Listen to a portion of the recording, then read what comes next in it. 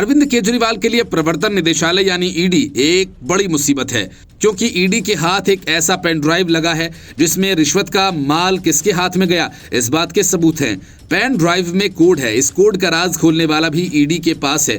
मतलब केजरीवाल अब जेल की सलाखों से ज्यादा दूर नहीं। असल में मामला दिल्ली जल बोर्ड का है, जिसमें केजरीवाल के शासनकाल में जमकर घोटाला हुआ, रिश्वत वसूली की गई, जो अब केजरीवाल के गले की फांस बनने जा रहा है। असल में आरोप यह है कि आम आदमी पार्टी की सरकार के दौरान दिल्ली जल बोर्ड में घोटाला किया गया।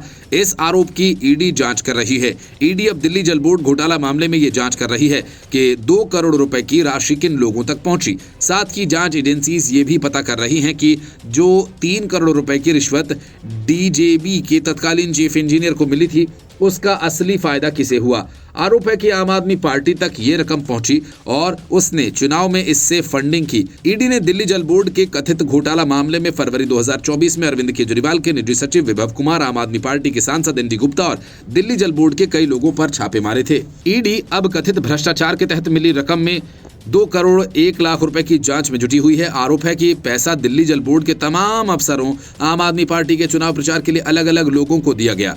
इस मामले में एक आरोपी तजिंदर पाल सिंह है। चार्टर्ड अकाउंटेंट तजिंदर सिंह दिसंबर 2024 को दिल्ली हाई कोर्ट ने सरकारी गवाह बनाने की मंजूरी दी थी। इससे पहले अगस्त 2024 में सेशंस कोर्ट ने सरकारी गवाह बनने की तेजिंदर पाल सिंह की अर्जी को खारिज कर दिया था।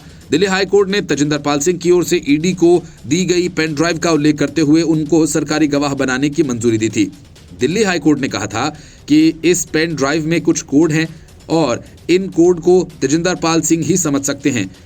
दिल्ली हाई कोर्ट ने कहा था कि ईडी इस पेन ड्राइव के जरिए दिल्ली जल बोर्ड के मनी ट्रेल को हासिल कर सकती है। दिल्ली हाई कोर्ट ने तजिंदर पाल सिंह को वायदा माफ सरकारी गवाह बनाने की मंजूरी देते हुए कहा था, आरोपी से जो सबूत मांगे गए उसकी क्वालिटी और संख्या को ध्यान में रखते हुए सेशन कोर्ट का ये कहना सही नहीं था कि अभियोजन एजेंसी की संतुष्टि में दखल दिया जाए। कोर्ट ने कहा था कि ईडी तेजिंदर पाल सिंह को गवाह के तौर पर पेश करना चाहती है, साथ ही उनको माफ करने पर भी राजी है।